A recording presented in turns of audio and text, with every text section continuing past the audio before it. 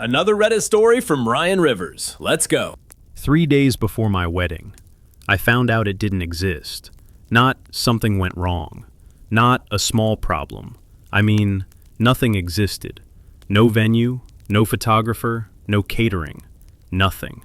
And the worst part, the person who was supposed to handle everything was my best friend, and he had my $28,000 gone. It started with a simple phone call. My fiancée Sarah said, "Can you just call the venue? I want to confirm the timing." I remember rolling my eyes a little. "Babe, it's handled. Mike took care of it." "Please," she said, "just call." So I did. "Hi, I'm calling about a wedding this Saturday. The booking should be under Mike or my name." Pause. "I'm sorry," the woman said. "We don't have anything booked." I laughed. No, it's definitely booked." Another pause. "Sir, there is no reservation." That's the moment my stomach dropped, because deep down, I already knew something was wrong. Mike wasn't just a friend. He was that friend, the one you don't question, the one you'd trust with your house, your car, your life. We'd been through everything together, 10 years, maybe more. So when I got engaged, he stepped up immediately. "Don't stress about the wedding," he told me. "I'll handle it." And he meant everything. Venue, photographer, DJ, decorations, host, catering. He had spreadsheets, contacts, plans. He sounded like a professional. And honestly, I was relieved, because wedding planning was already stressing us out. Sarah was overwhelmed. I was working non-stop. Mike looked at me one night and said, "Bro, just give me the budget. I'll take care of it. I promise you, your wedding will be perfect." And I believed him. A few days later, I sent him $28,000. I remember staring at the screen before pressing confirm. That was all our wedding money. Sarah asked, "Are you sure about this?"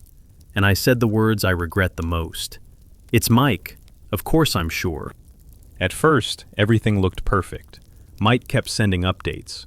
Venue locked, photographer booked, DJ confirmed. He even made a shared doc with timelines. It looked real. It felt real. Until it didn't. About 2 weeks before the wedding, Sarah asked, "Can I talk to the florist?" "Yeah," I said. "I'll ask Mike." I texted him. No reply. "Okay, he's busy." A day passed. Then 2. He finally answered. "Sorry, bro. Been crazy busy. I'll send details tonight." He didn't. That's when something started bothering me. Not enough to panic, but enough to feel wrong. Like a small crack in something that should have been solid. After that phone call with the venue, everything went downhill fast. Sarah looked at me and said, "Call the photographer." I didn't want to, but I did. "Hi, I'm checking on a wedding booking. We don't have anything under that name."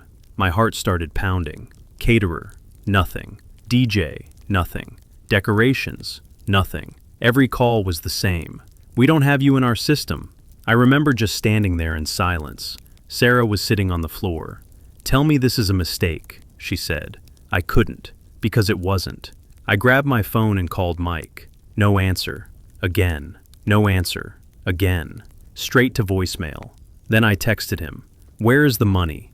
Nothing. "Answer me right now." Nothing.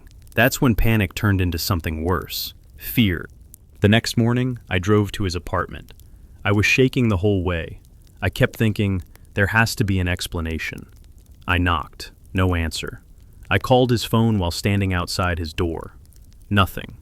Then his neighbor opened their door and said, "You looking for Mike?" "Yeah. He left a few days ago. Haven't seen him since." I felt like the ground disappeared under me. Left. A few days ago. Right around the time I started asking questions. That's when it hit me. He didn't forget. He didn't mess up. He ran. We had less than a week before the wedding. No venue, no vendors, no money. Sarah broke down. "It's over," she said. "We don't have a wedding." I was exhausted, angry, and desperate. "No," I said. "We're not canceling." But I had no plan. I started calling every venue I could find, begging, literally begging. "Please, anything, even small. We just need something." Most places were booked, some didn't care. A few tried to help. Finally, I found a small venue. Not what we planned, not even close, but it was available. Then came the money problem. We had zero left. I had to call my dad. Dad, I need help. Silence. How much? 10,000. What happened? I paused. My best friend stole it. That was one of the hardest sentences I've ever said. We took a loan too, cut everything down to the bare minimum. Meanwhile, Sarah and I were falling apart. We argued constantly. You trusted him, she said. I know. You gave him everything. I know. I hated myself, not just for losing the money, but for breaking her trust too. The day came, and somehow we pulled it off. It wasn't the dream wedding. No luxury, no perfect setup, just something simple, but real. I remember standing there, waiting for Sarah, thinking, we almost lost this because of him. And the worst part? I kept looking at the entrance, waiting, hoping. Maybe he'd show up, maybe he'd explain. Maybe there was still some version of reality where this made sense. But he never came. Not a call, not a message, nothing. About a month later, I got the truth. A friend called me. Hey, I think you should know something. What? I saw Mike at a casino. I already knew where this was going. He's been there a lot, like every night. I closed my eyes. And people are saying he lost a ton of money. How much? I asked. Pause. All of it. All of it. $18,000. Gone. On gambling. Just like that. He texted me once.